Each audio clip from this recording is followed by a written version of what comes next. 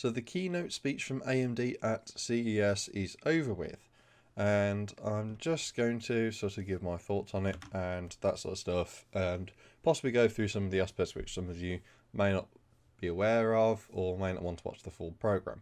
It is over an hour long, so I mean 50 minutes of that is just the intro sort of generic stuff from the live stream, because obviously I haven't got the money to go to Vegas and go to CES, but you know, I can just watch the live stream. Although I did watch the recorded version, because obviously while they were presenting, I would have been asleep or at work.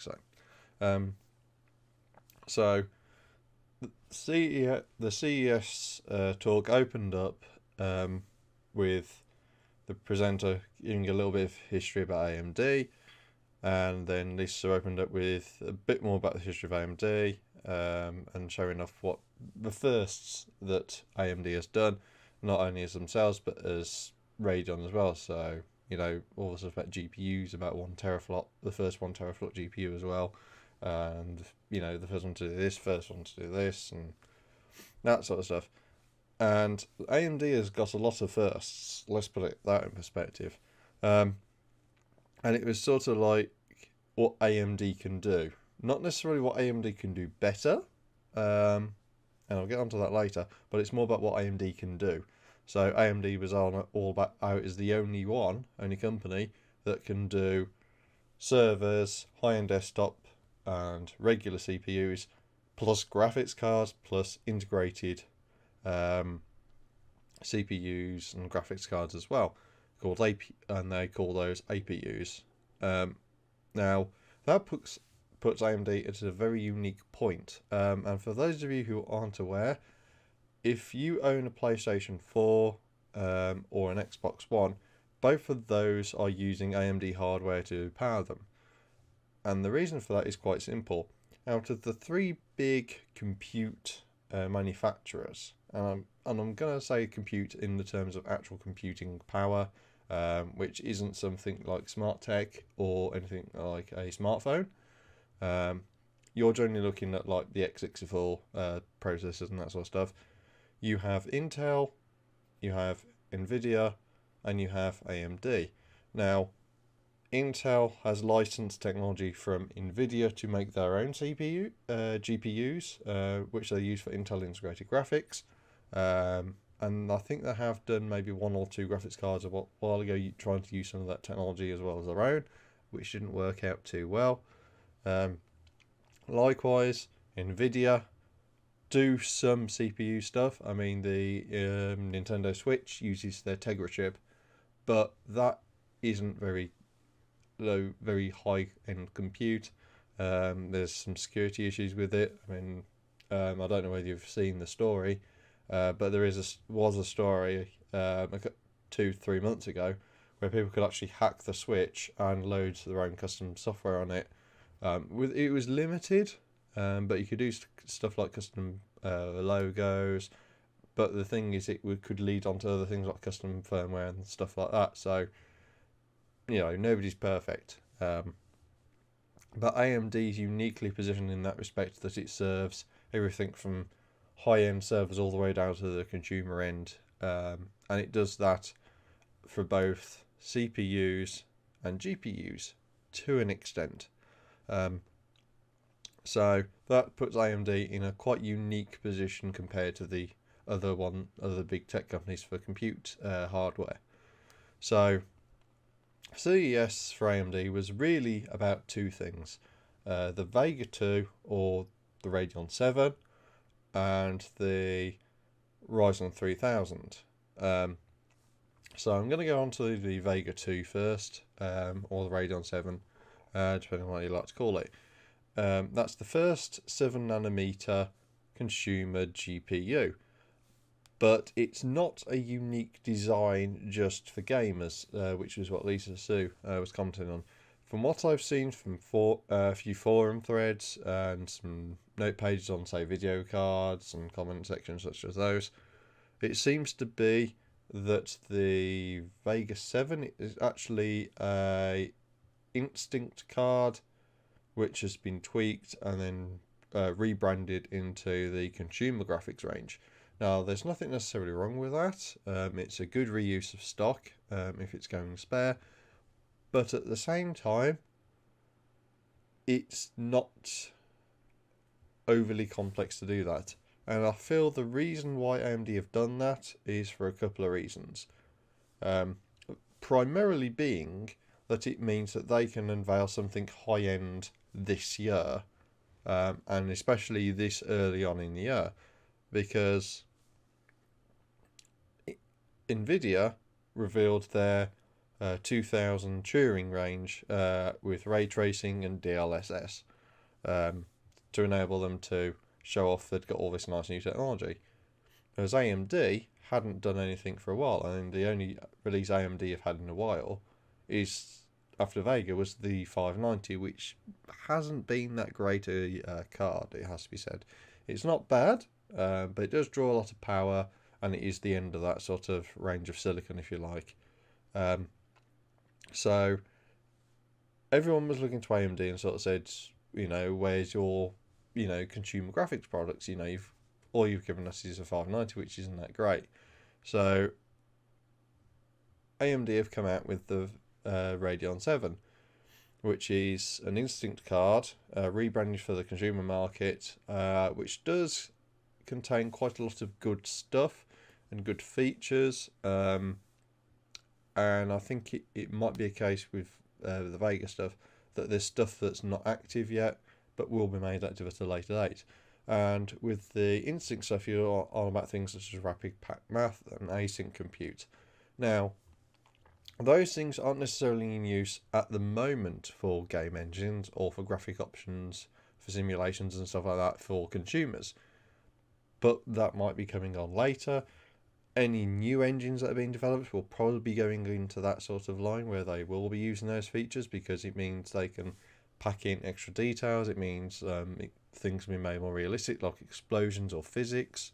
They can do other things which, although they're capable of doing on current hardware, they're extremely limited into the quantity and the quality of what they can do with that.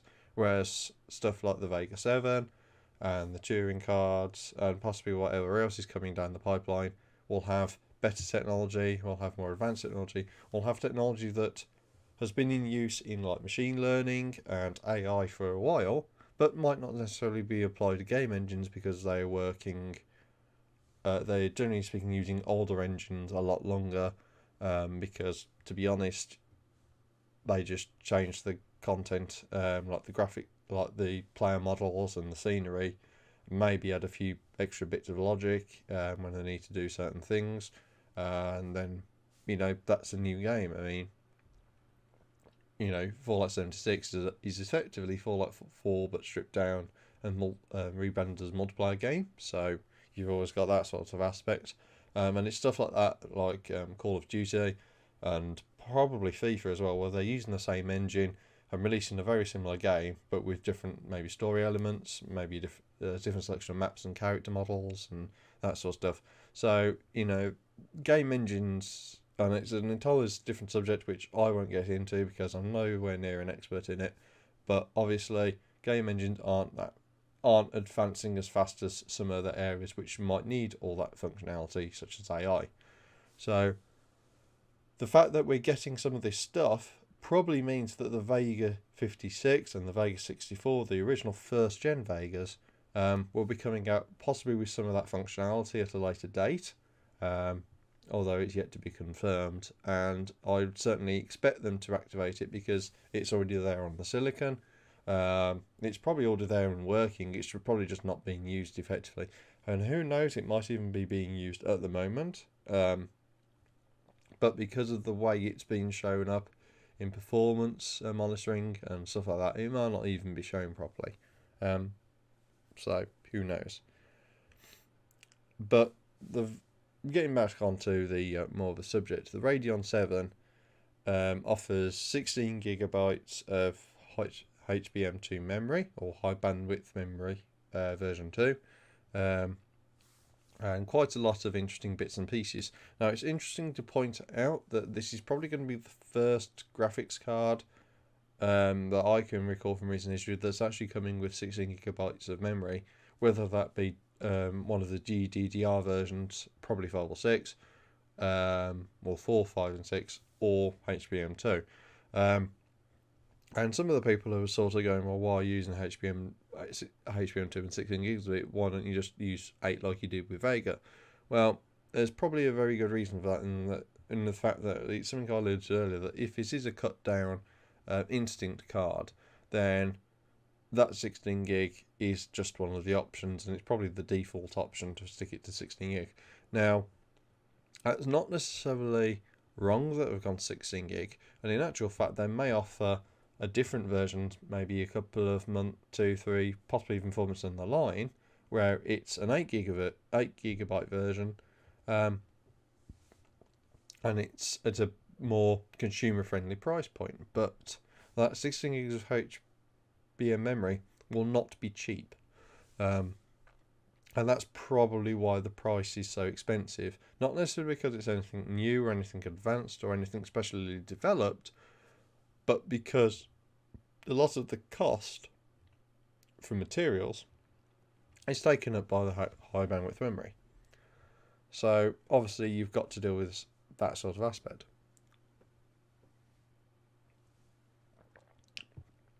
But the other thing is that 16 gig of memory will be becoming very useful in the future for things like 4K gaming, and even just lower end sort of game engines will be able to use the extra memory for higher definition textures, bigger game worlds. They may not have to bin as much of scenery. So the binning, for those of you who might be unaware, is that say this is supposed to be a game and you're seeing me as a character, and you see everything behind me. So you see the books, you see the part storage here. Everything else off camera is binned in the game engine because you're not seeing it. Now obviously that means then that if you move the camera, the game is then having to simulate it and show it on screen. Whereas if you've got more memory and you've got that extra sort of horsepower and processing power, you might not need to do that. So whereas you might only see this screen and then there might be another 7%, game engines might be able to simulate the extra 15-20%, so that if you do decide to turn left or right or do whatever you, it's a lot easier to simulate that and change the camera without any performance decrease on part of the user's perspective, because you are able to have that extra memory and the extra compute to actually do that. So that does work in, if you like, in the Radeon 7's favour.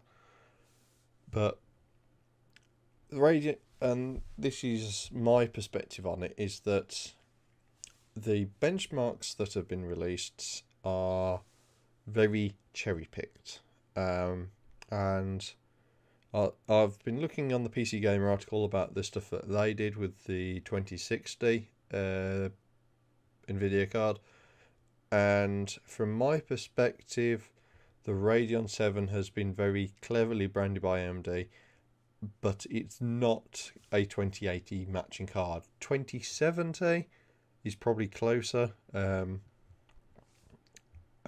to be honest with you, 2080s and 2080 Ti's are great, don't get me wrong, but at the same time they are very expensive cards, whereas your 2070 is probably more in line with what your average consumer is probably going to be getting, and they're a bit more of an attractive price point, and that's probably what AMD are actually sort of aiming for, and that probably will work out in AMD's favour. I mean, don't get me wrong, the performance stats are impressive. You know, they're able to do 4K at high resolutions, or high graphic settings, and and 4K is a very large amount of pixels for a display, and it's a very large amount of pixels for a graphics card to try and output. And let's put this in realistic proportions here.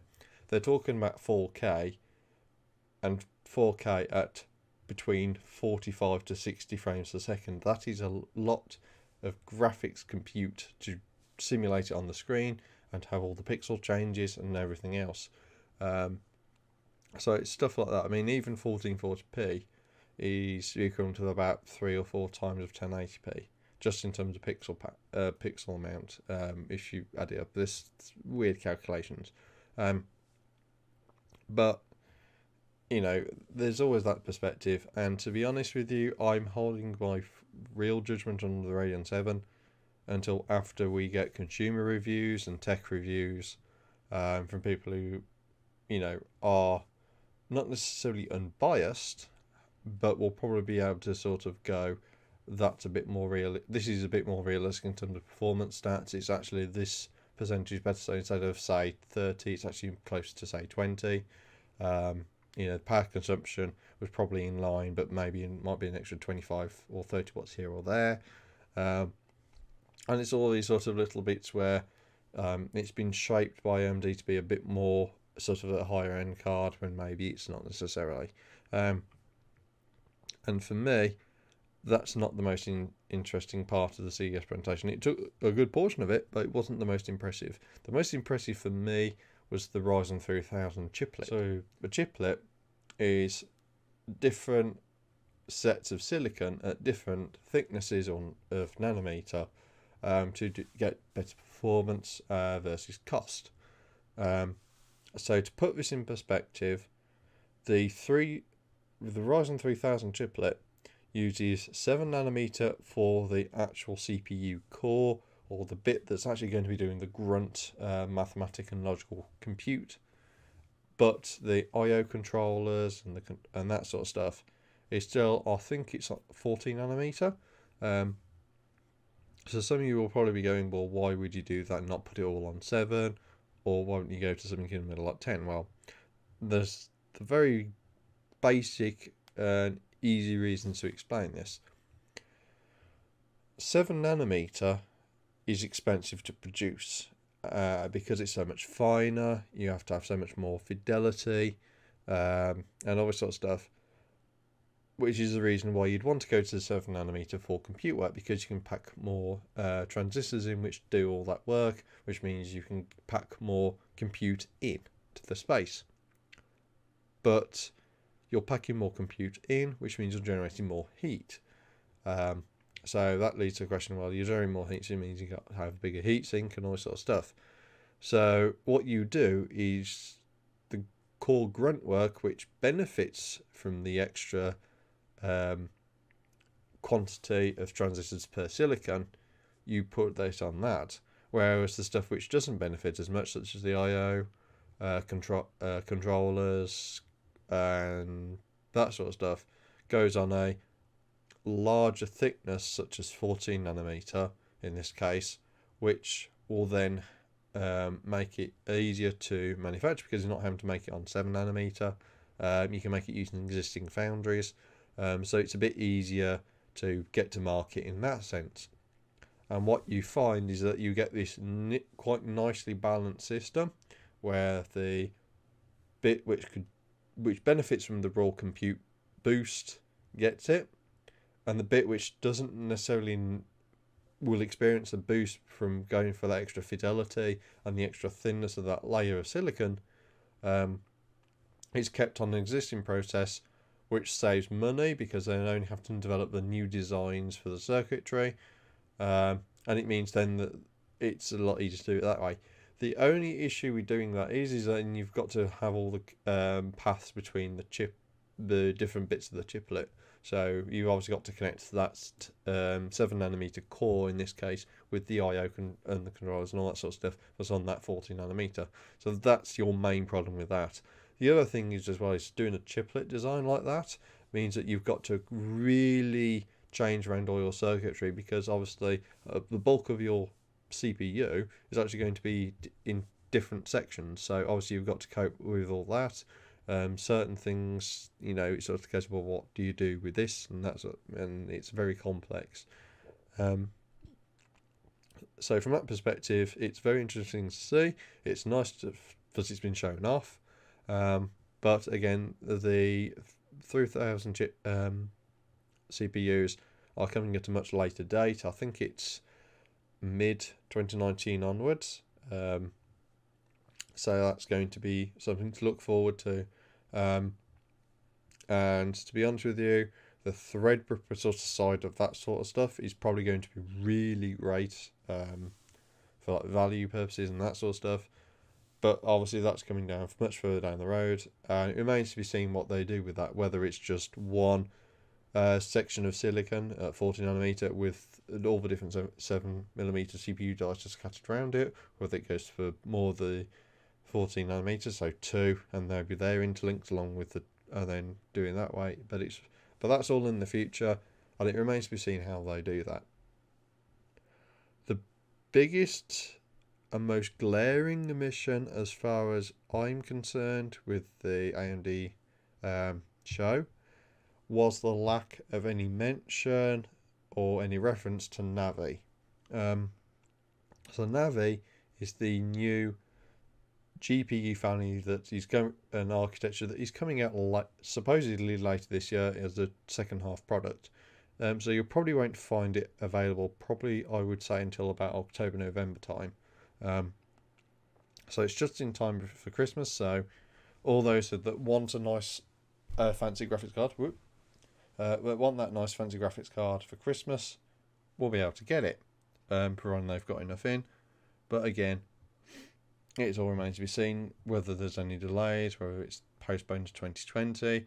The fact that it's not been mentioned might be a clue that it's maybe not on track, but it also could be that AMD's just keeping their cards close to the chest with what they're doing.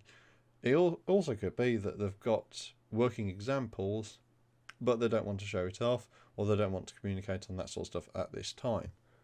So what's the takeaways really from CES, and what do they impact with me? Well, the biggest thing I think, or the biggest takeaway really, is that Ryzen 3000 chiplet design.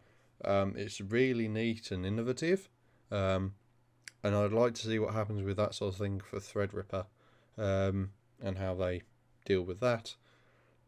And for upgrades for my computer, the Vega 56 is actually having issues doing 1440p gaming and recording, which is not necessarily bad, because everybody's pretty much everybody's still using 1080p monitors and that sort of stuff.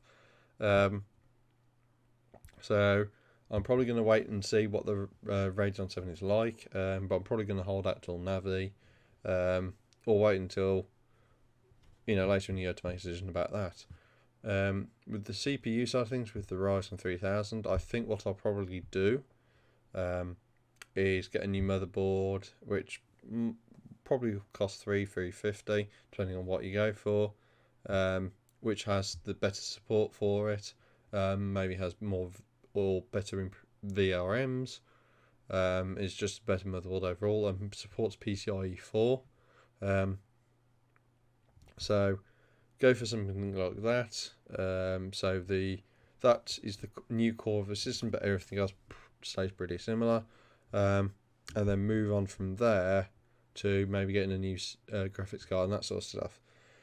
I originally wanted to go for Threadripper, but I think the cost of the system buy-in for what I'd want to do, so it'd be a new motherboard, possibly more memory, and an all-in-one cooler and that sort of stuff.